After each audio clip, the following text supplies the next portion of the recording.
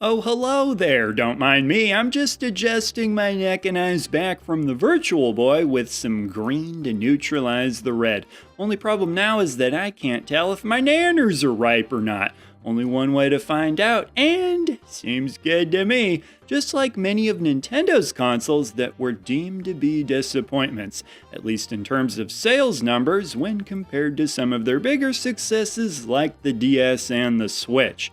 The thing about Nintendo consoles is that they seem to always have their fans, whether it be on a more niche scale or not. Some consoles have even had what could be considered a full-blown comeback, with the GameCube being a prime example of a console that seems to have a much better reputation nowadays than it did when it released. I caught my GameCube giving a motivational speech to my Wii U one time, saying, "Don't worry, my successor tried to make me obsolete too by having backwards compatibility."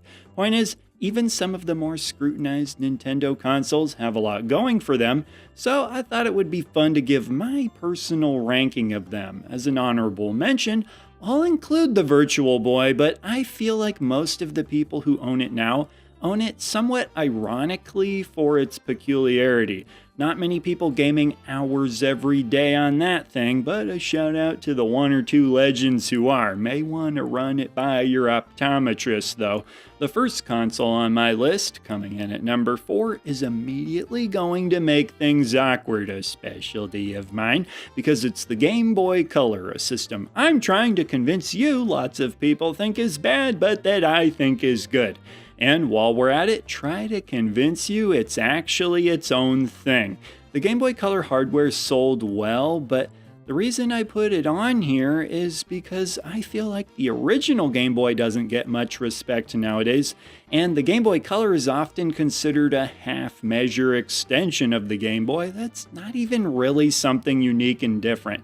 I can understand that. I tried the same approach, but my wife still knew it was me.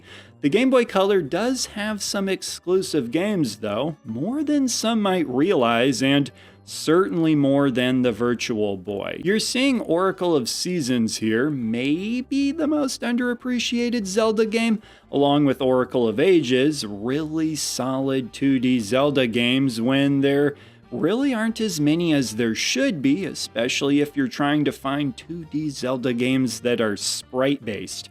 Wario Land 3 is another highlight, but more than anything, I just find the Game Boy Color to be a really comfortable way to play Game Boy games nowadays, whether it be the exclusives or original Game Boy games that have a bit of color added.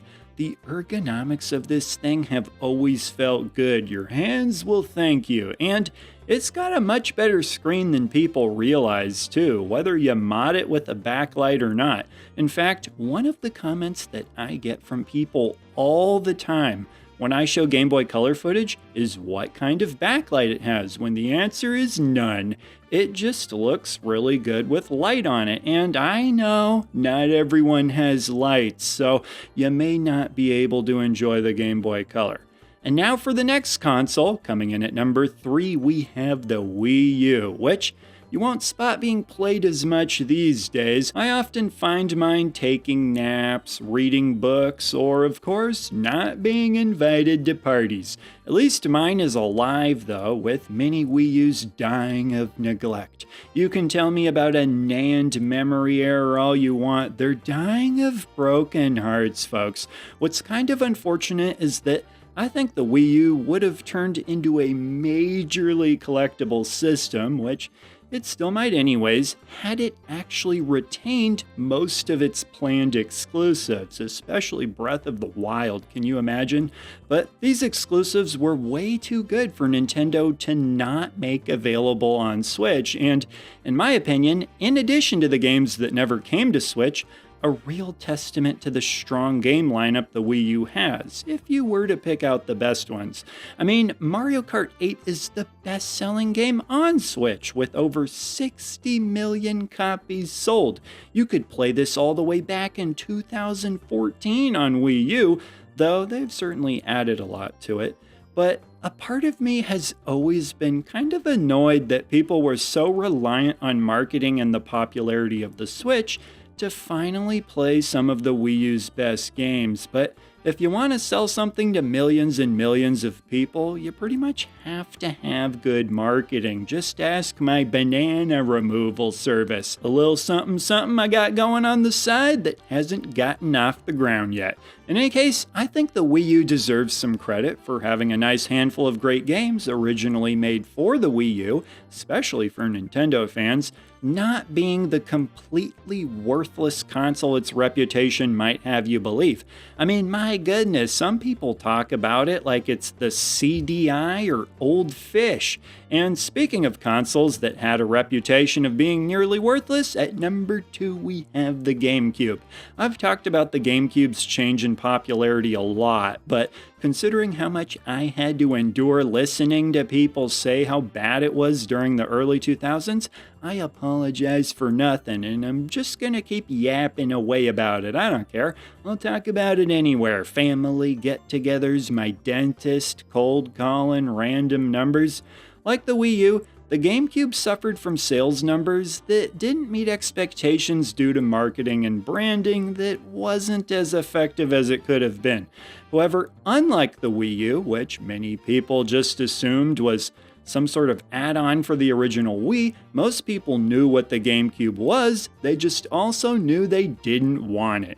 But over time, as people give older games and systems a chance, since they're influenced more by their own research rather than public perception and reputation, the GameCube picked up steam. It has a lot of really unique top-notch games, and I have to suspect that with many people feeling game consoles are more and more just becoming iterative black boxes, shout out to the PS5 for bucking this trend, but people look back on a game console, often compared to a purple lunchbox, and maybe think, hasn't been a console like a purple lunchbox since. Funny how being weird can eventually pay off. Still waiting on that for myself.